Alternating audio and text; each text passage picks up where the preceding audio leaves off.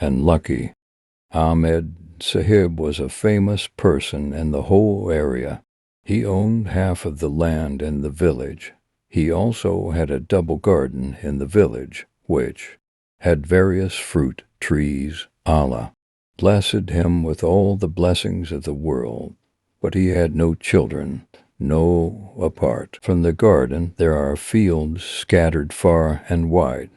All kinds of crops were at their peak, and from this land they could get all the necessities of life. At that time the British ruled, but the Muslims, especially in the villages, did not like to study English. There was no custom of teaching women. They were only taught to recite the Quran and pray. The village was large and good, but there was neither a school for boys nor a hospital. Even if the condition was very bad, the women were not taken to the city for treatment, because there was no road. There was some arrangement of transport. The journey on the bullock cart becomes too long, and the patient dies on the way. Ahmed Sahib lived in this village with his family. More than half of the land in the village belonged to him. Among his children, only girls were girls. 6 daughters were born to them, but 2 died at the age of 2 or 3. Now only 2 daughters were left, one of 15 years and the other of 9 years. They also taught their girls only about home economics. In their opinion, teaching girls was not a proper thing. Now he was looking for a relationship with an older girl, but when a relationship came, he liked the younger one even though she was only 9 years old, so the relationship was rejected.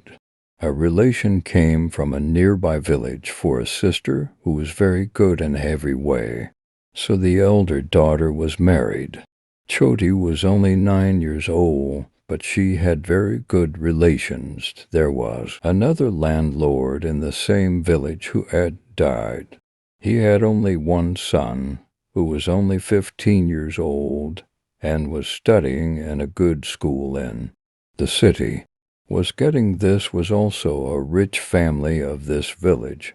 Half of the land of the village belonged to them. They themselves had died. Begum was alive and was raising her son very well. He wanted his son to be married only. He sent Rishta to Ahmed Sahib's house. The relationship was proper and was only a matter of marriage, so the adopted boy was good in all respects, the sole heir of the property, and also of good age. The marriage was done, and the leave was kept when she grew up. When the girl was 11 years old, Begum again became hopeful. A few days before the birth, a big accident happened. Her second daughter, who was just 11 years old, her husband, who was studying in the city, suddenly fell seriously ill and died of this disease. Both the families were in danger. The boy's mother could not bear this shock in this sudden accident. The girl's mother gave birth to a daughter, the elder daughter, who had become a mother of 2 children. By that time worked hard at home. The whole family was shocked that how such a young girl would live her whole life because second marriage was considered invalid in her family. When she was dressed in a white cloth and her bangles were removed, she hid in the room out of grief. She had no idea of the grief that was happening to her. She was shouting that I will not let the bangles be broken. I will not wear white tapada. Mother also broke her bangles that day and stopped wearing colorful clothes. Now the younger sister was also young. Her relationships were being sought.